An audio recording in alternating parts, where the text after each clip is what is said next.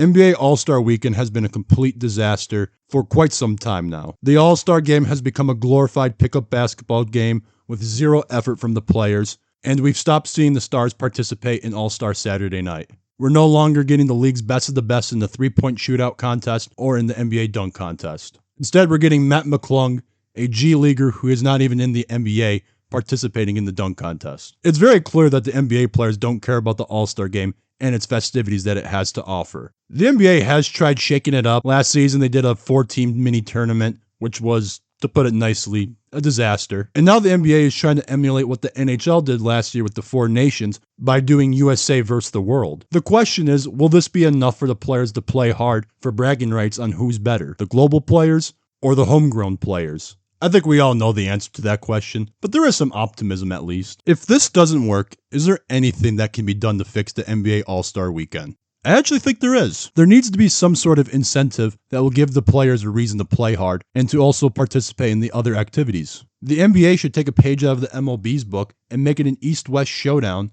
and the winner gets home court advantage in the NBA Finals. Home court advantage is very important, especially in the finals with all the traveling that is done. And if the teams are playing in a Game 7 like last year's finals, having home court advantage is huge. This would definitely motivate the players because they have something at stake. You could also award the winner of the All-Star Game's MVP an automatic spot into the next year's All-Star Game. This can increase the intensity of the games and the players could be extra competitive going against each other, trying to one-up each other to try to get that lucrative spot. This way too, players don't have to rely on fan voting, media voting, and the potential down season they may have statistically the following season.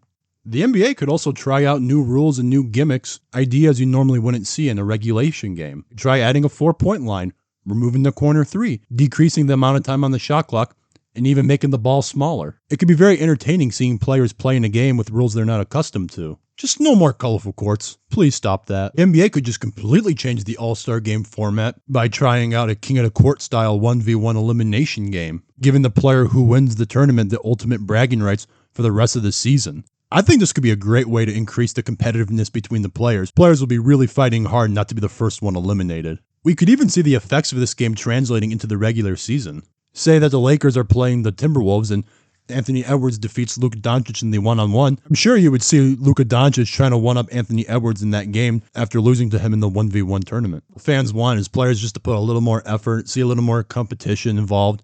And I think these are all great ways to try to make it more competitive, while also giving players something to play for. There's a few ways to fix All-Star Saturday Night. One of the ideas that I had is kind of gimmicky, but I think one way to make All-Star Saturday Night more meaningful is to have the last 2 All-Star remaining spots go to the winner of the dunk contest and the 3-point contest. It could be a good way to get some of the league's best players involved in these events. Making an All-Star team is a huge incentive for a lot of players, helps them receive bonuses, and it also gives them an increase in pay usually when it comes to their next contract being signed. Now, understandably, I understand why this is not an idea that can actually work, because if you're not getting the best players involved, you're going to be getting some role players in the All-Star Game. I think a more realistic thing to do, only have players that are part of the All-Star Game or the Rising Stars Challenge to be involved in these contests. It can lead to a healthy mix of some of the league's best players and some of the league's rising stars playing in these events. They can also try doing an East versus West for All-Star Saturday Night for the 3 events that are being played. The conference that wins at least 2 of the 3 events, they can get a cash prize of $500,000, something that they're already doing with the NBA Cup. All the NBA needs is just for one idea to stick and resonate with the players. Whether it be an idea that I brought up in this video